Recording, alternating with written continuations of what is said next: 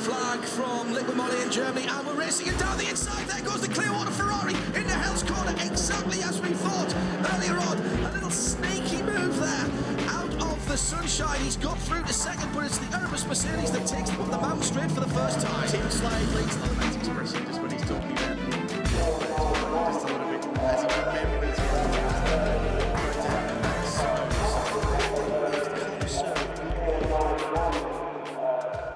Mount Panorama to me is actually excitement because, like most Australian people, in the motorsport, this is the place. This is the holy grail of motorsport.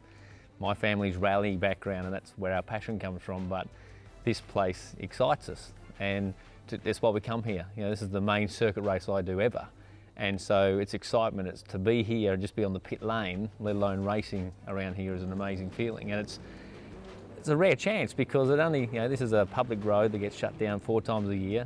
We're not in, I drive for Subaru, we're not in V8 supercars. We're on the other side of the country, so to come here and race is almost a privilege. And even today when we're walking the track, it's the fact that you can stand at the top of the hill and think of the history that I grew up with, and this is my endurance race that I watched at home, and I put the tapes in the VCR and watched all the Australian motorsport legends that I sort of grew up with, and here we are doing our section of that with the people that we're around, and and in the car that I've been associated with for a long time. So to me it's exciting. You've got to pay it a lot of respect, but it's exciting. This is my 7th time back to Mount Panorama. The first couple of years I've been in a rear-wheel drive. The last couple of years have been all-wheel drive. Been here twice now with Maximum Motorsport in the Subaru. Really enjoy it. I love the track. It's a pretty unique piece of road, and every chance I get to do this track, I'll come and have a crack. It's awesome. The Subaru was a brand new car here when we tried it 2 years ago, so we've had a few teething problems with it, but this year we think we got it pretty right. Lucky enough to have the same 3 drivers for the last 3 years, Dean Harridge and Angus Kennard, so we make a pretty good team, and we all get on pretty well, and it works pretty good.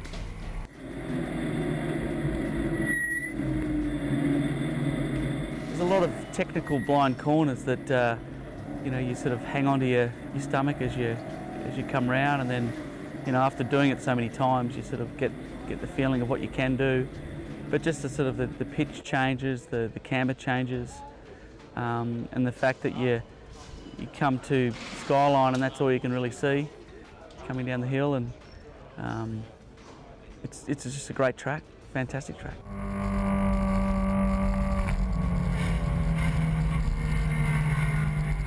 Making sure that those fast guys, when they do come past, that 1, you're not losing time, and 2, that you're giving them space to be able to get by.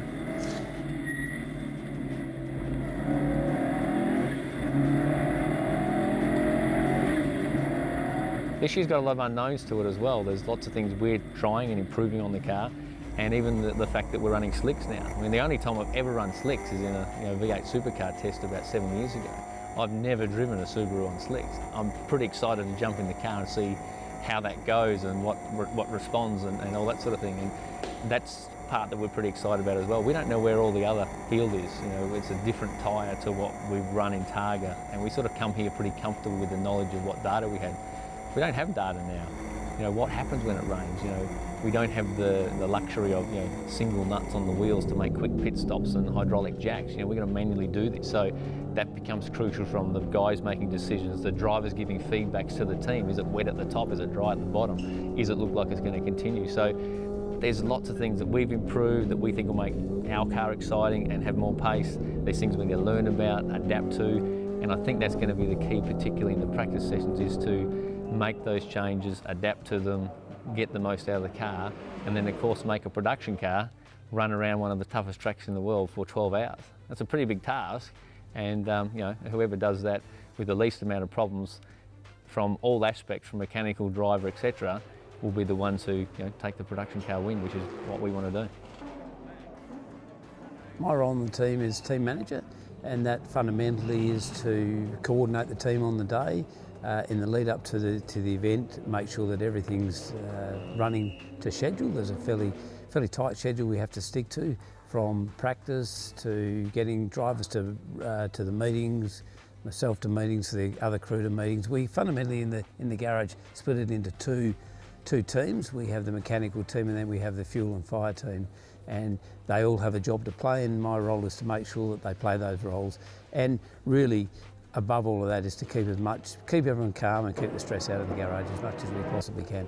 When you look at it, it's a pretty big effort to come from Malaga in Western Australia on a pretty tight budget compared to, and we're racing against some teams that are here with $1 million budgets and cars that cost $1 million. I mean, and the Subaru does a great job, and behind that the Maximum team do a great job. From a preparation point of view, it starts, almost the year that we left. The Sunday night we're chatting about it, wanting to come back. For us, it's unfinished business. This is my 5th time here. It's the 3rd time with our company, Maximum Motorsport, running a Subaru, and we haven't nailed it yet, in my opinion. And for that's just to have a strong, fast race with no issues, and we haven't done that. So win, lose or draw, I think if we can put our best foot forward and show what we can do and complete the race, we'll be absolutely delighted. But it takes a lot of effort to do that, from the managers, from the car controllers, the guys who get the car here, the preparation, the sponsors, the people involved. So it's all of that that makes it worthwhile, and come Sunday, hopefully, is why we can pat each other on the back and enjoy it. But it does take a lot to do that, and everyone to do their role properly to succeed.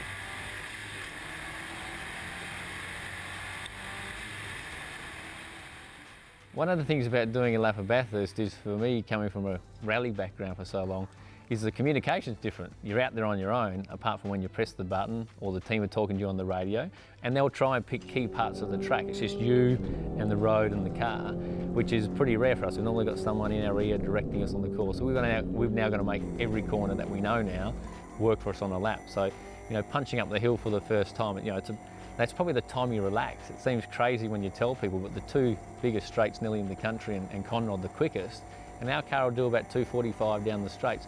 That's the time you're relaxing, because the rest of the lap you have to pay with total respect, and every lap make sure that you're 100% focused. There's some sections of the track, particularly as you head up the hill, blind corners and crests, that we find really exciting, the exciting part about rallying. And I think that's why the people who are dedicated their careers and their passion to motorsport to circuit is why they love this place so much. Because to me, I joke to people and say it's a rally road that connects, because to me that, particularly across the top and Skyline and McPhillamy and all those places that are famous in the motoring, in motoring terms, you got to pay respect. It's a rally road at the top there, and every time you sort of come across the top over that blind crest, you've got to make sure the car's giving you the feedback that you want to make that line, to make the lap work. Coming down the bottom there, try not to coast, but be committed under brakes and not snatch one. Go through the dipper and ramp the car up and short shift through the bottom, and then getting your line on, at Forest Elbow to be right, to make sure you've got the maximum speed going down. And even the chase, the chase to be able to hit flat out on a qualifying lap, or to preserve the car a little bit in the race. They're pretty exciting parts of the track, and it's an amazing bit of road. We've got cars around us, which creates another, being a production car as well, we're not the quickest car on the track, because obviously the GT cars with a lot more modifications. We have to pay them some respect, give them some room, but we're racing as well. This year's 50 cars. There's going to be a lot of work out the front end, but also in the mirrors, and to make sure in all conditions and late in the race that you don't make that one mistake by being too easy to let people through, and make sure that we can still steer our way through as well. So it's going to be a lot on from all aspects of in the car, the pit garage, for the car itself, and I think that's what makes this event special.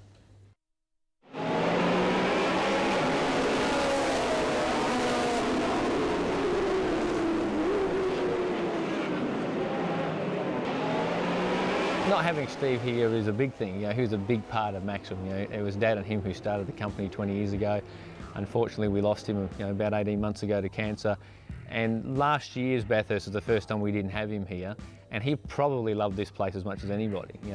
When Maximum started, we had particularly Dad had the rally side and the gravel side, and that became part of his passion as well. But he come from a circuit racing background, and worked with Glenn Seaton Racing to win an Australian Touring Car Championship. And every time he had a chance at the lunchroom, he'd remind us of that. And so when we first had the opportunity to come here and bring a Subaru to Bathurst, he was on, he wanted to be there. When he was sick, in actual fact, he'd walked into my office one day and said, obviously things aren't going too good. There's 2 events I want to do, and one was Bathurst and one was the Safari Rally. And ironically, they're the two key events for us at the moment, you know, in Maximum Motorsport, apart from the Targa event. So, you know, we carry his name proudly on all our cars still, and like I said, think of him a lot, you know, even in the workshop and our preparations. And you know, I think he'd be pretty happy with what we've been able to do, you know, since he's gone. You know, we definitely miss the guy, but you know, we want his legacy to stand through, you know, past our 20-year mark. We've got lots of exciting things, not only that we're doing now, but in the future, and I think he'd be pretty proud.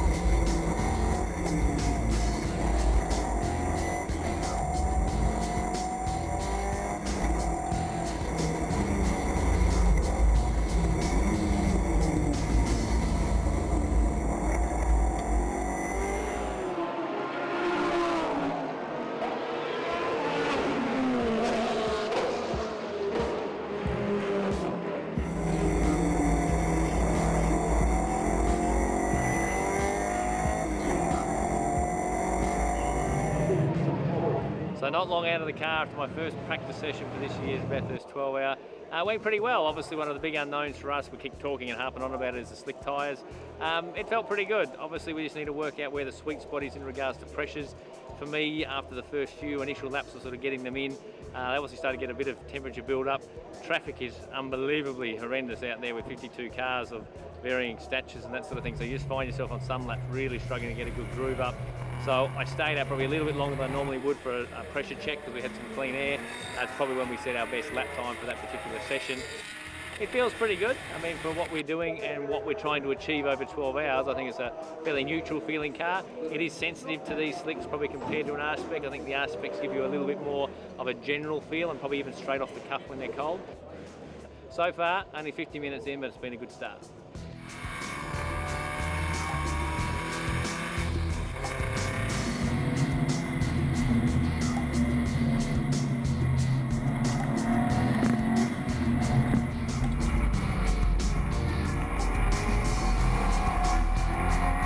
Pretty hot out there in the car, a lot more cars this year, so it was pretty hard to get a decent lap in. Happy with the car, yeah. Slick tyres going to probably take a little bit of getting used to, but overall pretty happy.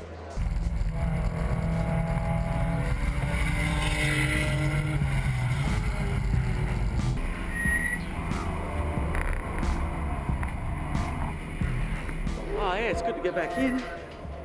Nice and warm in the car, but yeah, certainly a lot of traffic out there, and spend most of your time looking in the rear vision mirror, and they fly past pretty quick. But it's good to get back in the car and knock a little bit of time off, and hopefully next run we can knock a bit more off.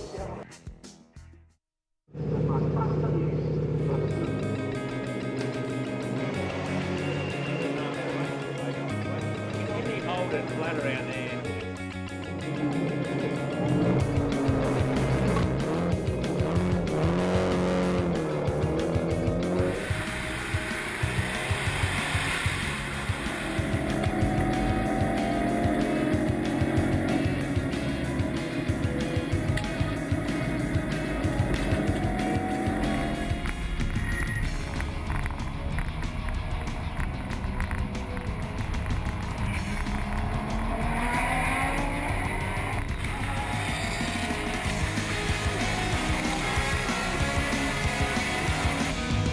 A lot cooler coming out in the morning. I was reading 19 degrees in the car, which yesterday was 33 plus.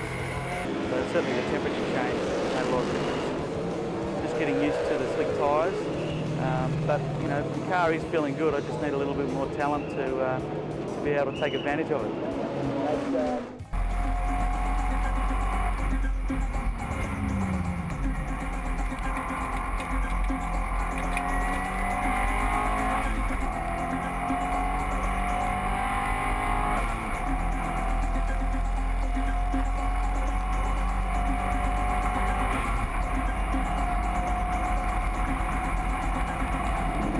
happier than yesterday.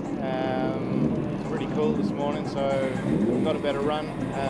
Got a few good runs in without too much traffic, so happy with that.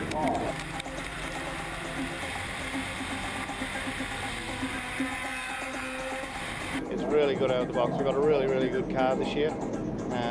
Slick tyres give us a little bit more of an edge.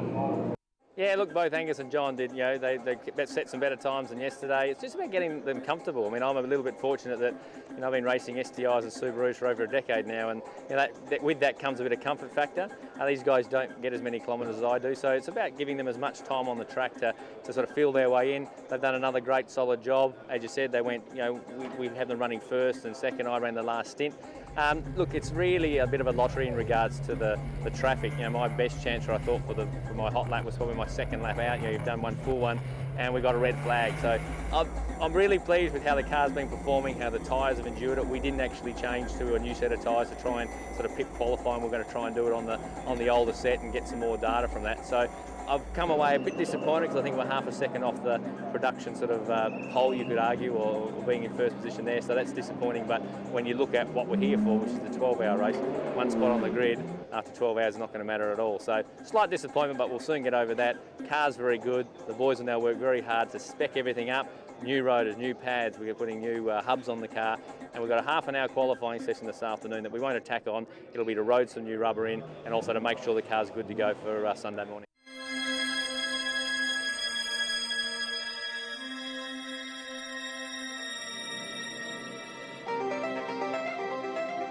So here we are, it's race morning. The team have all woken up about 4:30, 5 o'clock, we're already at the circuit. And we're here in the background, cars warming up, revving up. The race starts proper at about 7 o'clock, 7 till 7. The big critical thing for us this year is that the time maximum for each driver has changed from previous years. So out of the 12 hours, each driver cannot go over 4.5 hours. That's going to take some management. So one of the big things we'll be watching during the day. We had a great practice and qualifying lead up, but today's the race day. This is one that counts. At the start, we're putting in John O'Dowd. John started the last 2 years. This year's a rolling start. Because he's used to the start, he's the guy that we want to use. We also want to keep Dean Herridge a little bit in our back pocket to see what happens during the day. John will do the first stint. It'll probably be around about an hour 20 to an hour 30, depending on how the fuel load is going and how much traffic and safety cars there are. We're not positive yet as to who'll take the second spot. We'll make that decision on the run. A fair bit's going to be to do with the BMW, who's our main competition. We'll just see how they're going and where we're placed in regard to them before we make a decision as to who goes in the car for the second stint.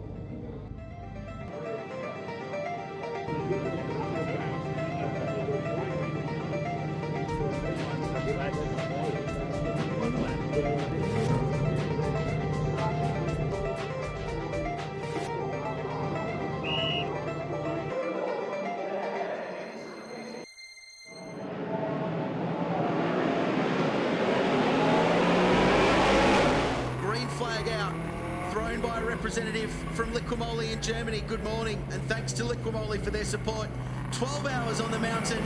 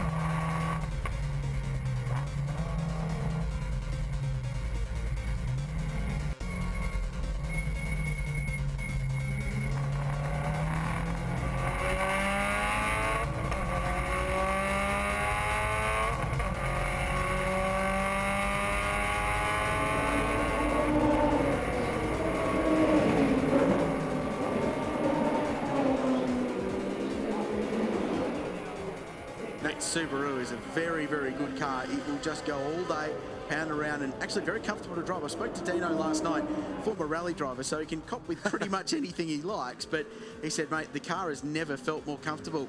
It's the first time this year that they've gone to slick tyres for the production cars, and he said it's changed the car a little bit. It feels much more stable across the top. We're not so terrified when we see a Ferrari come up behind us at warp speed.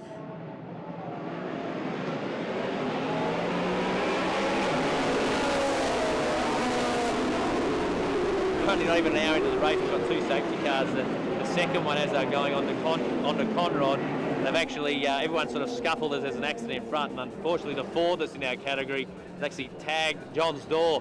They're still talking to us now in regards to what's going on with it all.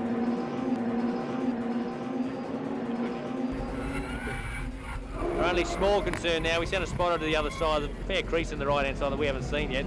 We want to make sure the door can open, obviously, in the next pit stop.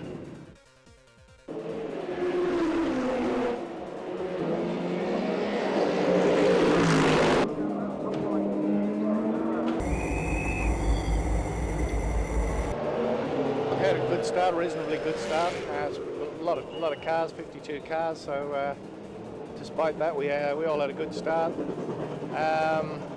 Going quite well. There was a couple of safety cars, so it slowed down for a little bit. Got caught up with another car coming out of Forest Elbow, but we both got through without doing major damage.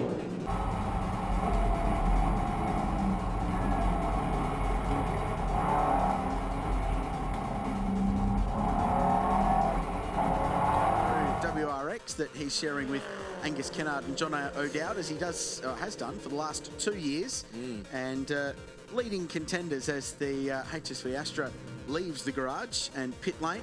The V8 race Class D.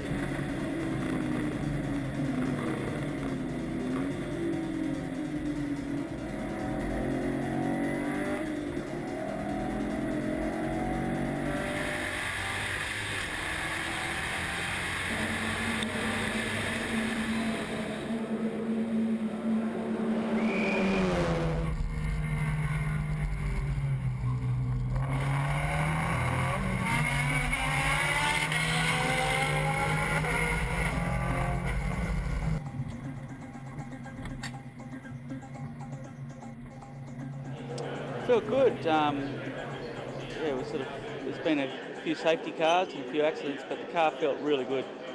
Felt really good under brakes. Was feeling good, sort of getting the lines, and a little bit of a vibration in there, which was one of the front tyres was flat, but they've since changed that now.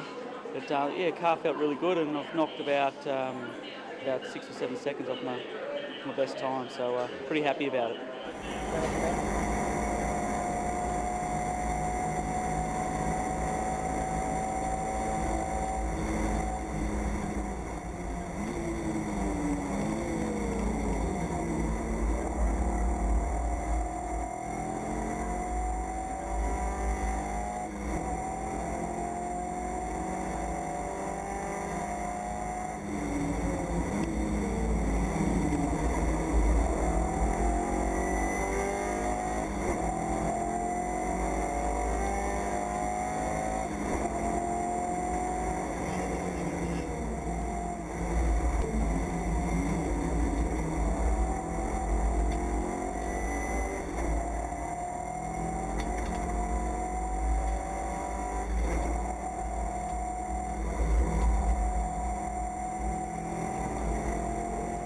Yeah, just finished my first stint. Number 3, went number 3. The boys did a great job on their first 2.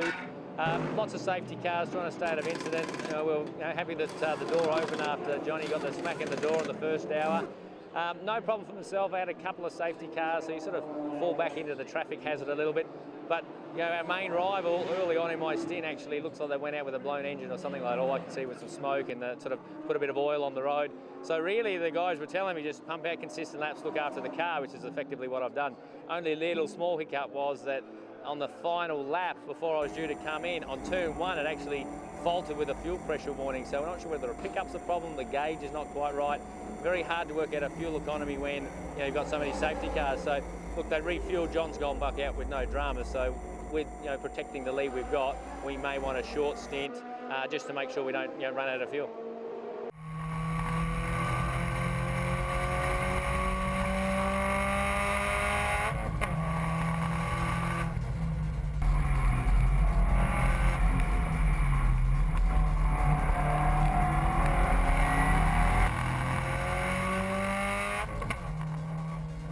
We've just done a fuel and pit stop. We put 4 new tyres on, did a really good pit stop. The guys are doing a great job. We've got a little bit of a fuel issue, but generally we can manage that, and we're going well. We're leading the class by about 5 laps, so as long as it stays like that for the rest of the night, we'll be pretty happy.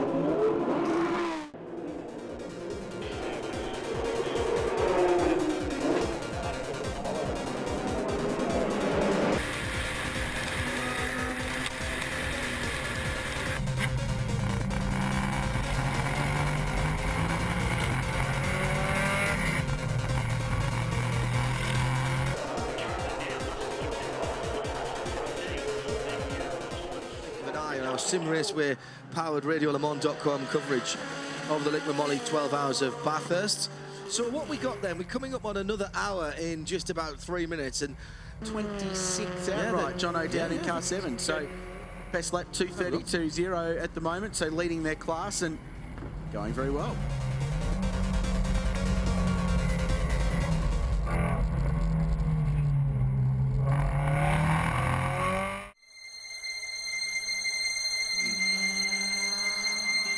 Well, there is the sad news that what was the class-leading Class D car up into 24th position, stranded out in the circuit. It's had a hit with something and there's fluid coming out of it. It's brought out a full course caution, our 9th of the weekend, and that is going to be at the end of its spell, which has been a long spell at the lead of Class D.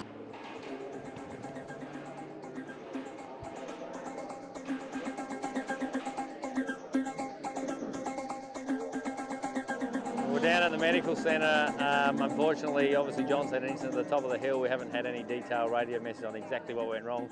What I saw when I went over the crest was a pitch to the right.